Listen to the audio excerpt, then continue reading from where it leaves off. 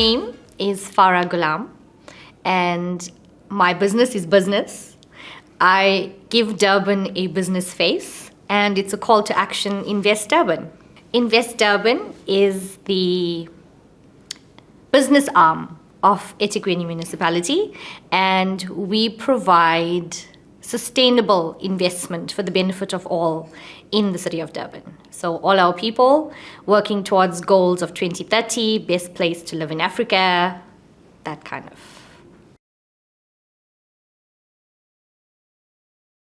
A little bit about myself I wanted to say is that I think I was destined for greatness. My parents kept my name after a Persian princess. I don't think I would do testimony to myself if I don't say I'm a proud mom of twin girls. They're 9 years old. And I'm a proud wife of a guy that I know half of my life, and he has supported my goals and my ambitions. So I'm grateful for that. On my background, 2 decades ago, I started as an intern in the municipality. And out of 50 people, 3 were chosen. I tried my best to do the best that I could. I delivered mail in heels and a pencil skirt. And for 10 decades, I was a sponge and absorbing. I was reactive. And for, not 10 decades, 10 years, sorry. And then 10 years after, I decided to upskill myself.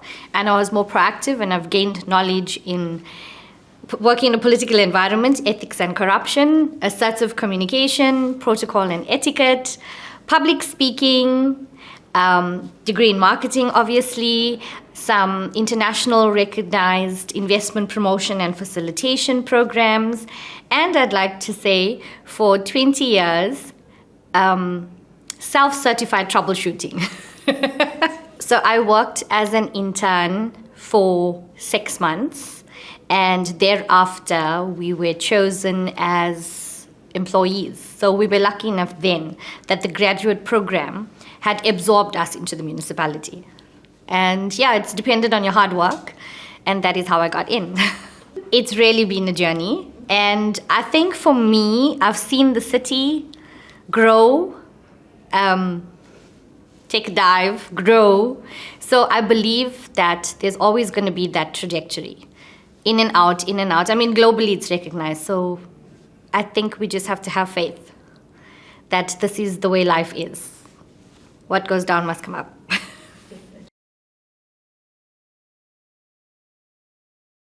My biggest dream has not been one. I've never put pressure on myself to have one big dream. I sustain myself with a few smaller dreams. That's easily to obtain. And then with my smaller dream catching, I have a better fulfillment of life, if I could say that. What have been some of your dreams? Some of my dreams. I think travel. Everybody wants to travel. We don't want to stay in a little box that we are in and think this is life. So when you look at yourself globally, you realize what you appreciate, what you have at your doorstep, and you need not go hunting.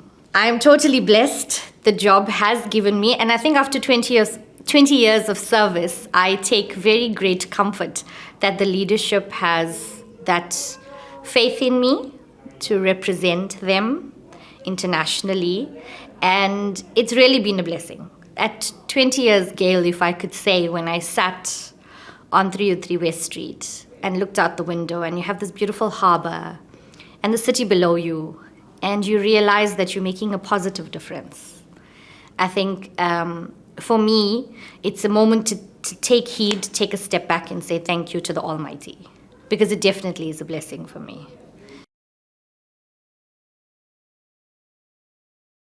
What has inspired me along the way or motivated me? I would say it's not one but many. What has motivated me is people, lay and professional, because as people, we strive to be better versions of ourselves. There are pioneers out there. I'm inspired by you guys, honestly, because we do this on a daily basis and we don't take note of what we're doing, but you guys are taking the moment to recognize us. So it's inspiring to me. I'm motivated by our history. I don't think that we take enough time to note the leaders that have sacrificed for us to enjoy the benefits of what we enjoy today. Don't think we take that into account enough. I'm inspired by sayings, little memes. I'm inspired by these because they are created and they emerge from people that have gone through them all. And it shows that the struggle that you currently feel, you're not alone and isolated. There has been somebody that has been through this and has emerged stronger. So for me, it's a multifaceted inspiration model and motivation model. How have I made an impact at Invest Durban? I try to be visible. So when you are visible and you communicate with people and organizations, I think they develop a bit of confidence and it's easier to reach out to. So I'd like to have that level of accountability to say this is how I have left a legacy at Invest Durban, to have that ability for people to reach out and know that there's somebody receiving on the other end. That I could say is my achievement at Invest Durban. As Invest Durban, we are the first stop shop when people look globally to come to a city. You don't immediately think, how do I contact a government organization? It's difficult. So we put our hand out there. We set the stage for business or intended investment to meet the leaders and how can we work together. So as Invest Durban, us being the first stop shop,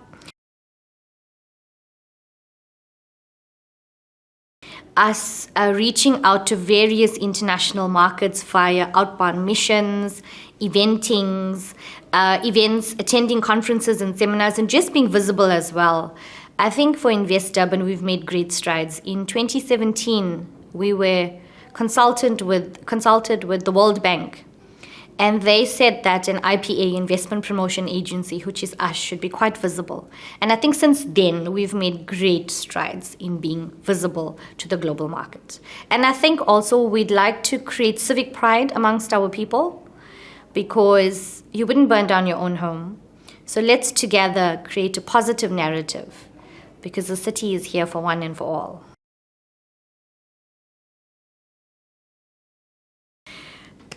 Challenges. I think people are the biggest challenge that we work with, different personality traits, and it's how you actually try and work around that. For me, it would be to keep the focus. Keep your eye on the end goal. We all are here to actually work together for that goal. So you can't change an outcome, you can't change a person, you can't change a project or a model. You can only adapt yourself to see how best you can approach the situation. And I think each and every situation calls for a different Farah, and you got to bring that forward. So for me, I think how you go across challenges is adapting. But I also want to say that life is difficult, and I've learned from my gran to introspect and self-care. So she was this farm lady that every day at 3 p.m., she sat with her piece of sponge cake that she baked as you do in the farm, and a cup of tea. And irrespective of what was going around her, she took a moment to self-care. So I think for myself, I look to self-care when I cannot output, and then I output. And a classic example is that when I got this call from Grant, I was actually suffering burnout. And I said to him, I'm sick. And then he showed me this video and he spoke about what you guys were doing. And I laughed to myself and I said, we are being recognized for all of the hard work that we do daily. So again, thank you. Wow, what advice would I give to young women? There's a lot that I would give to young women. I would say that stand up and stand tall. I would say build with sustainability. In life, we are always accounted with options, but I would say go for the lesser of two evils. I would say we live in a world that's highly opinionated, but you stick true to yourself and you follow through with your focus. Do not be deterred. That's what I would say.